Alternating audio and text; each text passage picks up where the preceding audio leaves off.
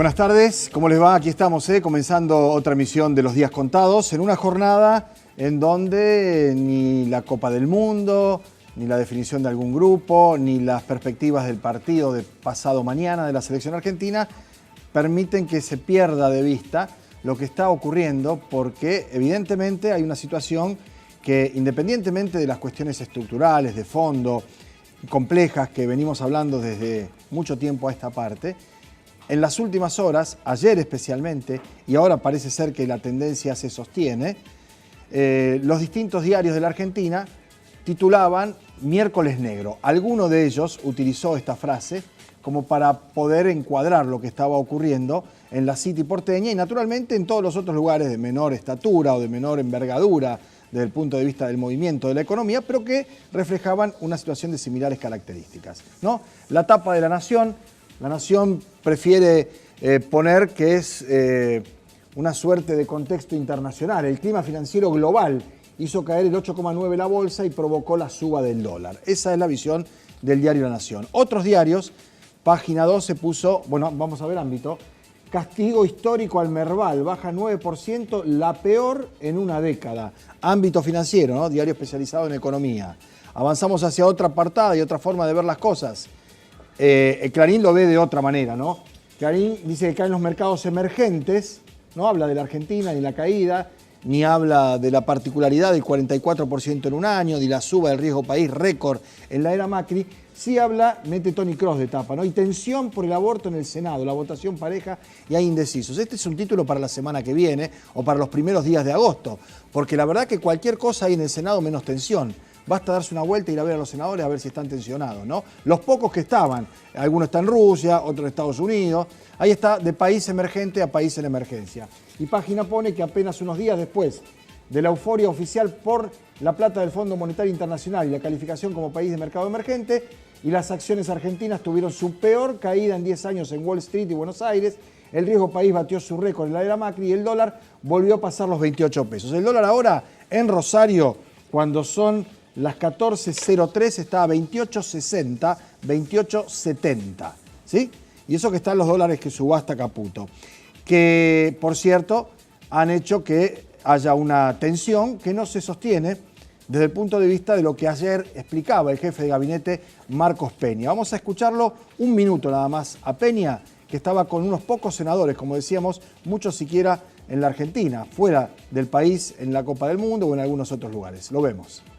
Sí creemos que hay una visión de un programa de desarrollo, que creemos que ese programa es el que nos va a sacar no de años, sino de décadas de estancamiento y fracasos. Otros han gobernado otros momentos, han implementado otros planes, pero los resultados están pendientes. Nosotros creemos que este es el camino. Nosotros no negamos que hay dificultades, no negamos que hay complicaciones, porque por supuesto recibimos una economía con severos problemas estructurales que estamos en camino de corregir. Nosotros sabemos que hay dificultades, sabemos que hay angustia en la gente, sabemos que no se han resuelto todos los problemas. Seguimos creyendo que este es el camino por el cual la Argentina va a salir adelante en un programa de desarrollo de largo plazo, cosa que nos ha faltado durante mucho tiempo.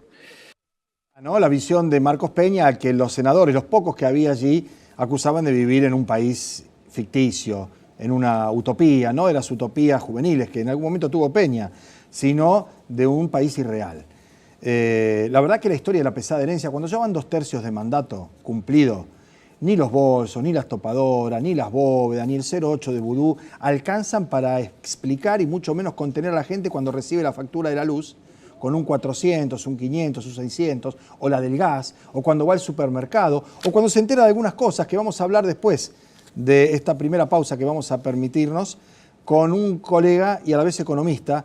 Berkovich es un hombre que conduce un programa que se llama Brotes Verdes, que va los martes a la noche en la señal de C5N, e hizo un trabajo, no sé si la palabra es investigación, porque sí, en rigor cada cosa que se hace periodísticamente requiere una investigación, nada más que la magnificencia con la que se presentan, vieron que hay cosas que están hechas. Los informes son siempre especiales, las primicias son siempre exclusivas, la investigación siempre es jugada. No, él se tomó el trabajo de leer el acuerdo con el Fondo Monetario Internacional y encontró en una página una palabra, un término, que desde el punto de vista semántico nos puede meter en un brete tremendo y que es una decisión que ha tomado el ministro de Economía, estamos hablando de Nicolás Duhomles, que sigue todavía pagando como si fuera un baldío, y en donde además el grupo de colaboradores, con el flamante ministro, por ejemplo, ahora en rigor, jefe del Banco Central, estamos hablando de Caputo, resulta que el ANSES colocó 46 millones en un fondo de inversión. Esto lo confirmó ayer Peña. Ese fondo de inversión estaba regenteado y gerenciado por el número 2 de él, ahora en el Banco Central, Cañonero de apellidos, parece a propósito, ¿no? El acuerdo es el informe que hizo el jefe de gabinete, lo ha contado, y puso que CBS Acciones Argentinas, Fondo Común de Inversión, recibió un depósito de 46.000 millones de la Argentina. Esto está no rozando, raspando, diría yo, cortando el tema de conflicto de intereses, ¿no? Y esto se publica hoy y se conoce hoy también.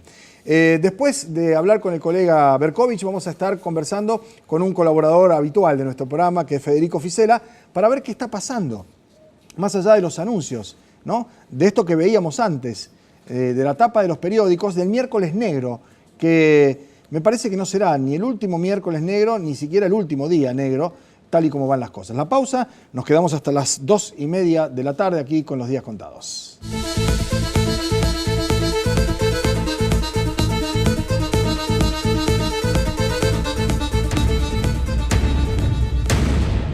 Bueno, muy bien, segundo tramo de este programa, estamos en contacto con el amigo Berkovich. Tengo la cámara empujando a los chicos, vamos a permitirnos este pequeño detalle. Están los chicos del Jardín de Infante 84 de la localidad de Armstrong, sala amarilla, con esa vamos a tener problema, y la sala verde, esa no, como que vienen con el pañuelito. Ahí están todos, para que los vean sus papás en sus casas. Yo no sé qué tan buen programa es traer a los chicos al canal justo en mi horario, ¿no? Si entienden todo se van a ir deprimidos, pero bueno, hay que seguir adelante. Siempre es mejor saber que no saber. Aun cuando lo que uno se va enterando y conoce, por ahí puede bajar un poco la moral. Muy bien, los saludo a los chicos, son muy silenciosos. Es un jardín de infante, se lo cuento a Alejandro Berkovich, que debe estar diciendo en qué programa me metí, que vienen a visitar el canal, y la verdad es que es un soplo de aire fresco, ¿no? Porque ahora nos metemos en un remanso, que es el de la información que se publicó antes de ayer en el programa Brotes Verdes, que se emite por la señal de C5N a la noche, que conduce el economista y periodista Alejandro Berkovich, a quien primero vamos a saludar y agradecerle su participación. Alejandro, buen día.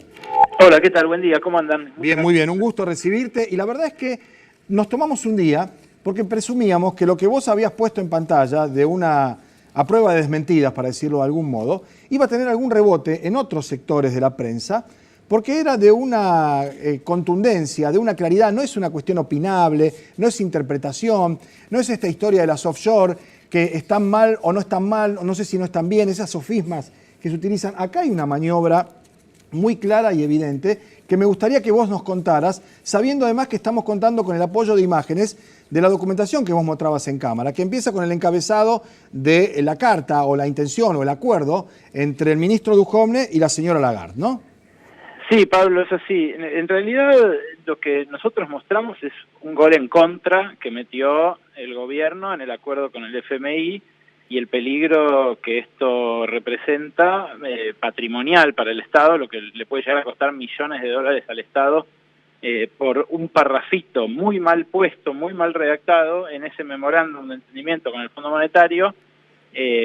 Pero bueno, la verdad, lo que a mí me consta es que en el gobierno hay un revuelo tremendo por eso, por el hecho de que se haya publicado, pero además por las internas que desató el propio párrafo escrito así.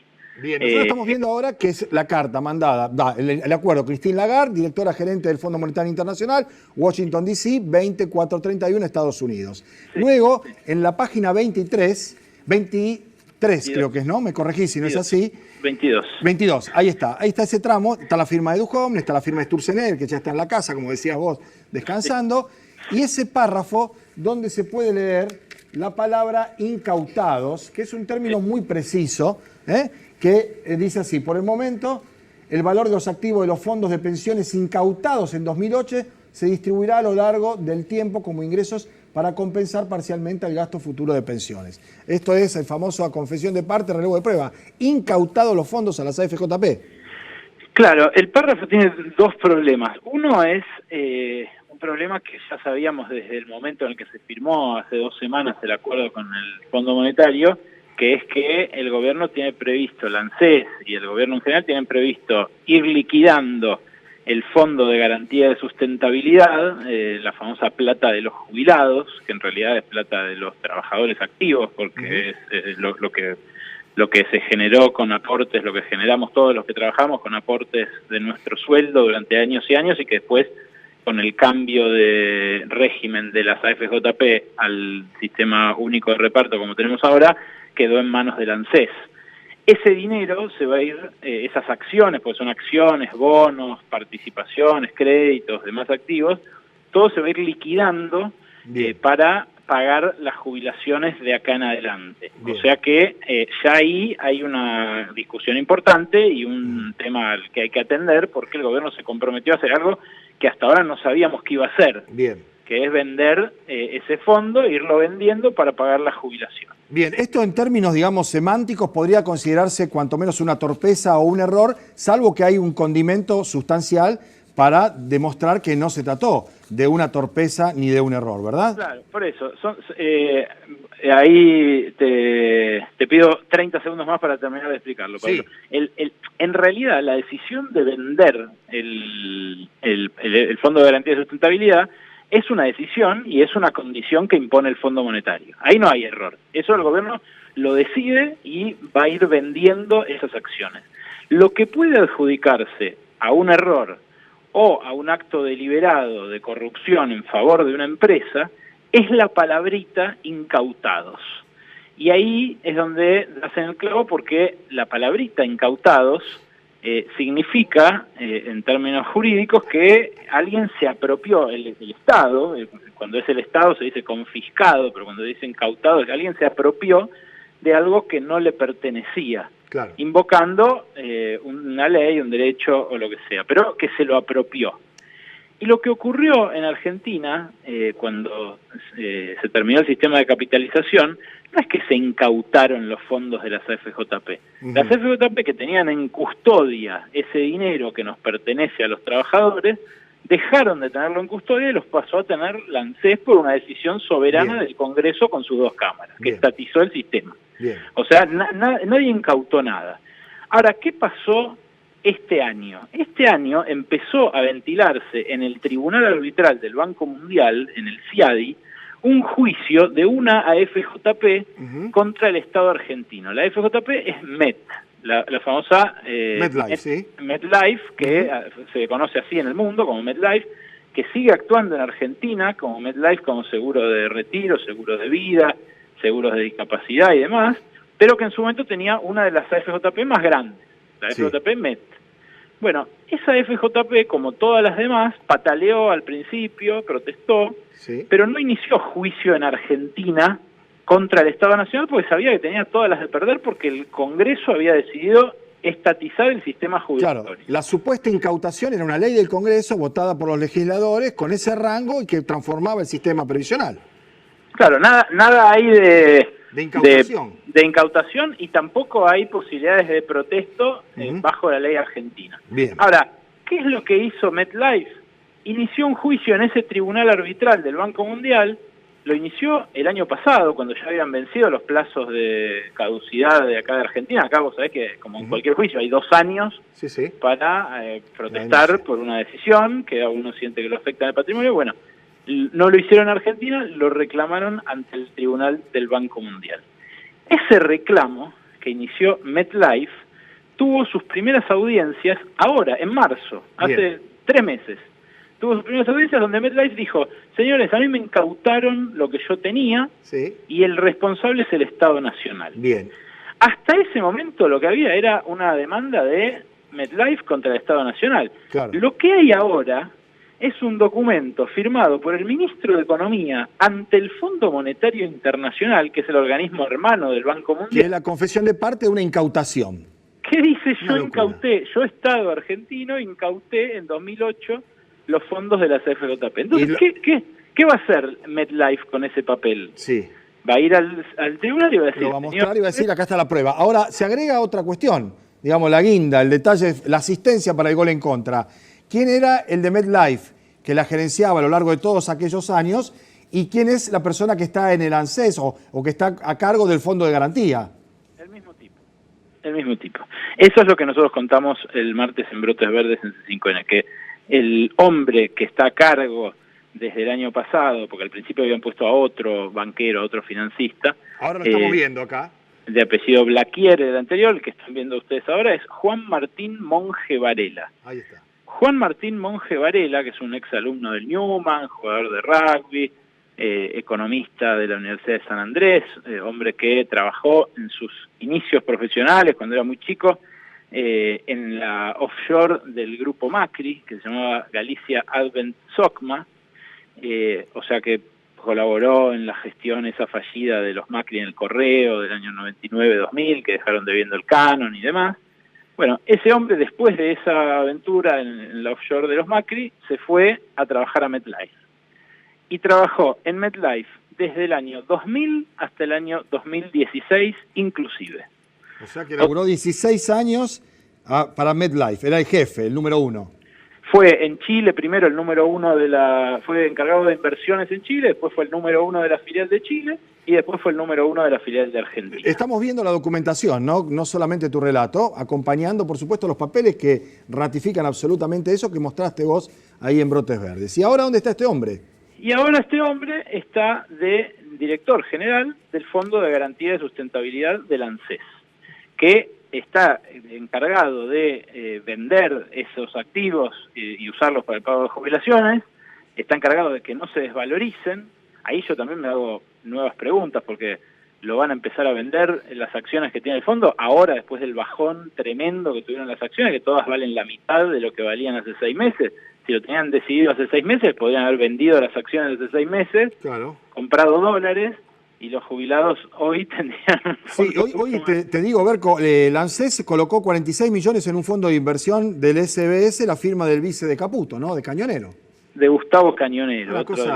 Ahora pregunto, más allá de tu esfuerzo y tu trabajo profesional y la perspectiva nuestra de difundirlo, citando la fuente como corresponde a quien tenga buenas intenciones profesionales, fiscales, diputados, no hay ningún tipo de presentación, pedido de informe. Bueno, Laura Alonso. No, de parte de la Oficina Anticorrupción nada.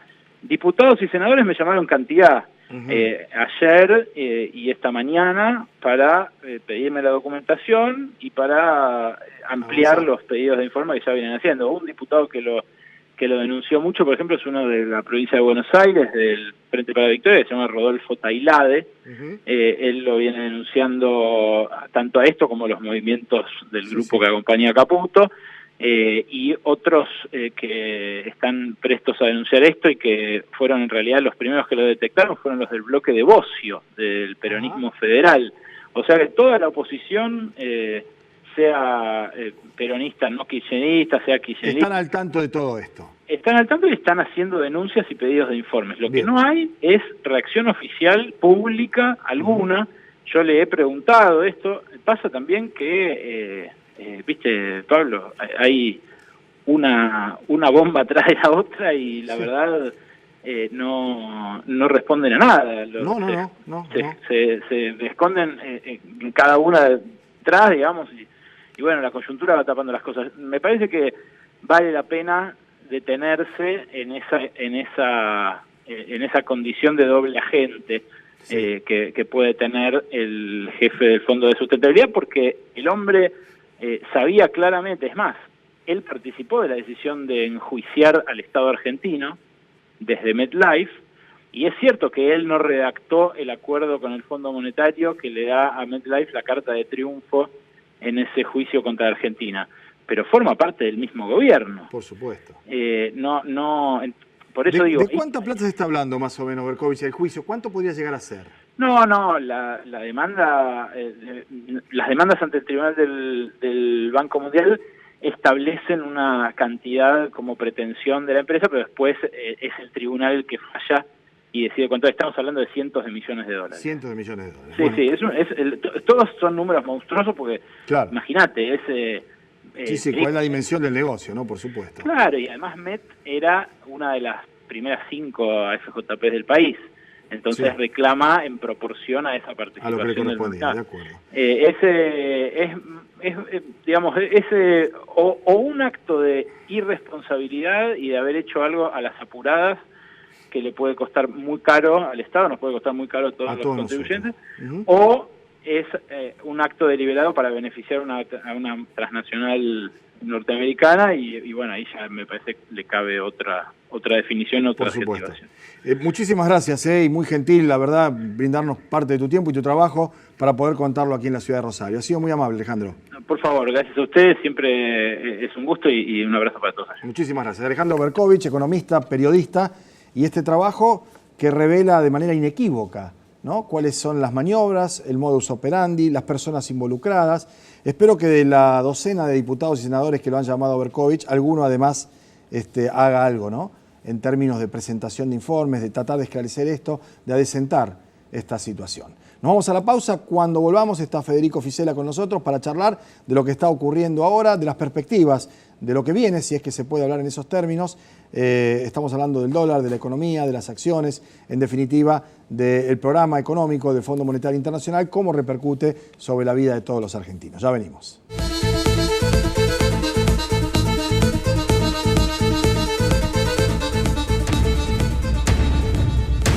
Muy bien. Nos acompaña Federico Fisela, gracias por venir una vez más, por favor. Siempre también tan atento a nuestros requerimientos.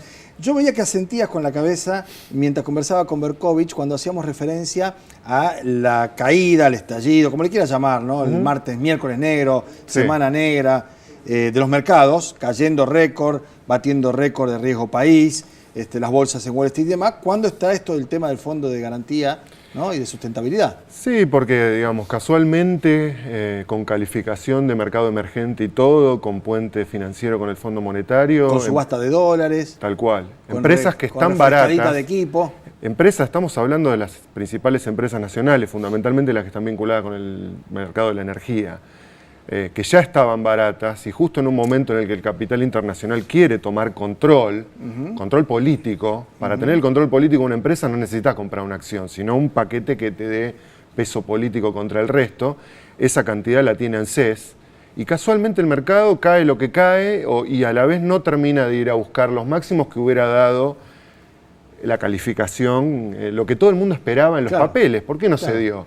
Y uno ve que esa noticia empieza a tomar cuerpo, que es hay una cantidad de acciones que darían poder político al tenedor de esa tenencia accionaria, que están en manos de ANSES desde hace un montón de tiempo y que han dado una rentabilidad fenomenal a los jubilados, digamos.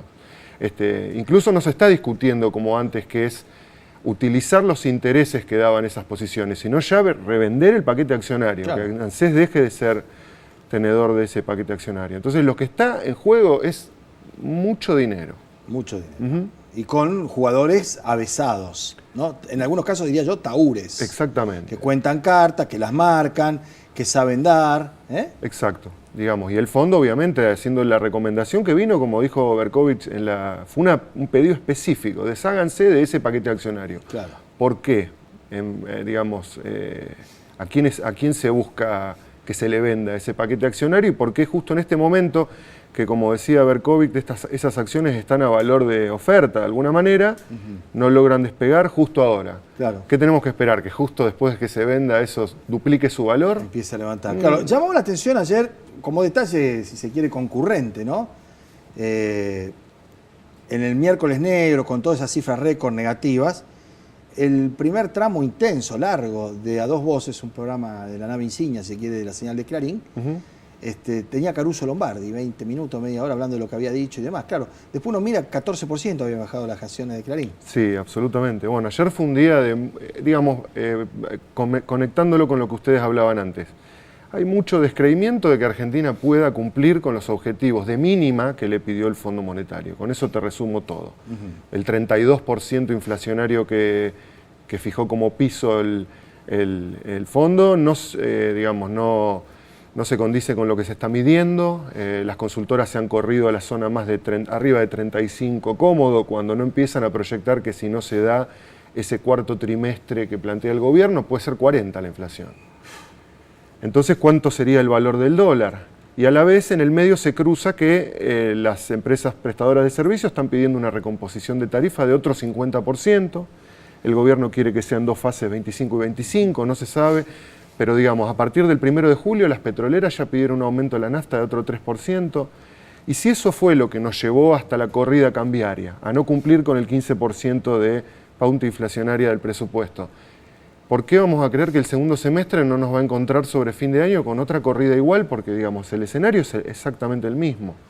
Y a la vez eso que te decía, desde el exterior empezó una duda ratificada por los propios funcionarios, porque esta semana fue el debut de Dante Sica. Sí, que dijo que este segundo semestre va a ser más difícil que el primero. Fijó un panorama sombrío. Sí, claro.